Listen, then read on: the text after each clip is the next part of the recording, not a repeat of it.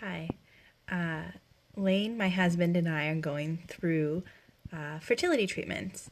And we're at kind of like the last possible option. We're doing IVF, but we are just about to start medications for our first IVF cycle. And I just, our infertility problems are mostly unknown. There's a potential male factor.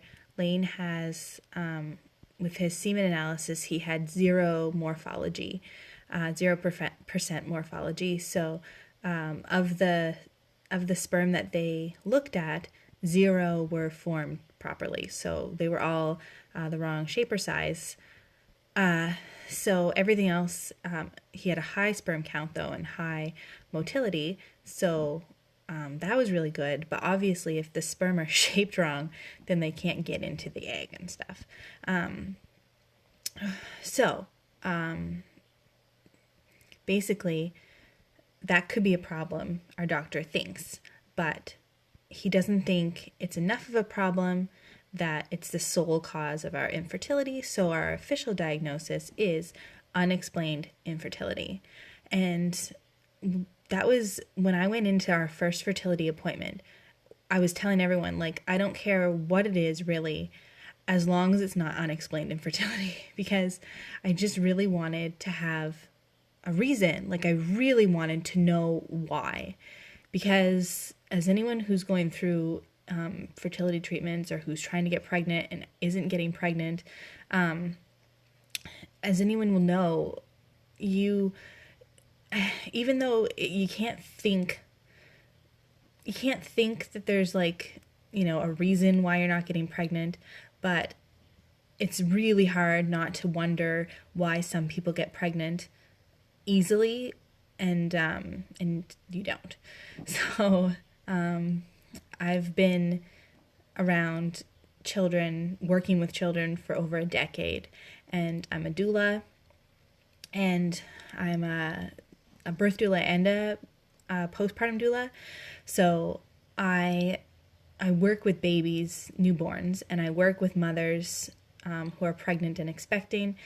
And I've also been a nanny for a decade, over a decade. So I feel like I'm so prepared, and I've wanted kids for so long.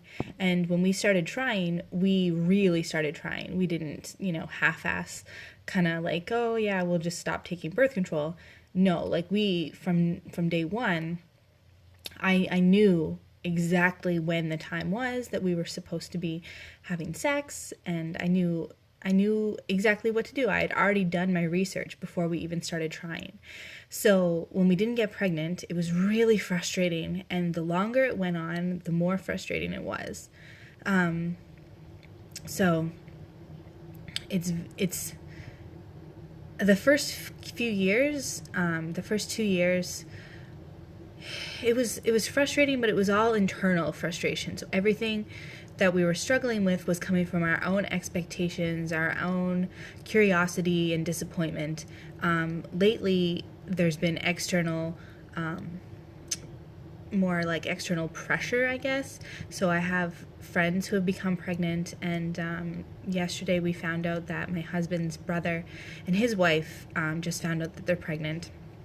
And so it's one of those things where you can't help but wonder, like, why, like why them and not us. So I don't know. It's a very emotional thing to go through, and when you don't have a reason why you're going through it, it's even harder, I think, because like there's nothing to blame, there's nothing to fix,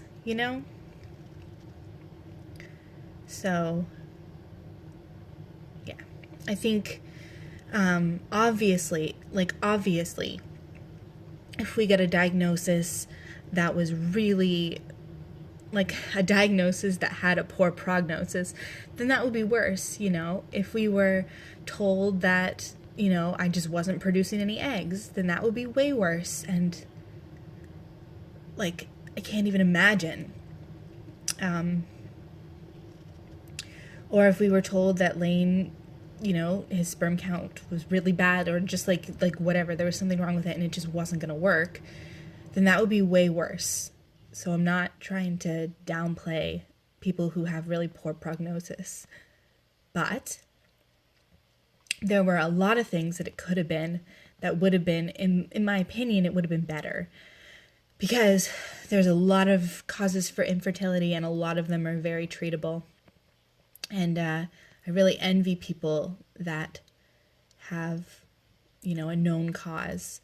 So I don't know. I don't really know what this video is about. I guess I just wanted to share my views on unexplained infertility and how frustrating it is.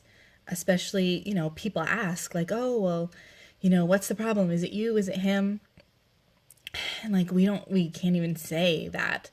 Like, it's bad enough that there's a problem. We can't even say why. So yeah, it's really hard. And, there's not a lot online, I found. There's not a lot on YouTube about specifically unexplained infertility. There's a bit, but there's a lot about like endometriosis and polycystic ovarian syndrome and, you know, male factor. There's a lot about that, but there's not a whole lot about unexplained. And I just wanted to kind of like put my feelings about it out there. And just so if anyone's watching that's going through it, you are definitely not alone.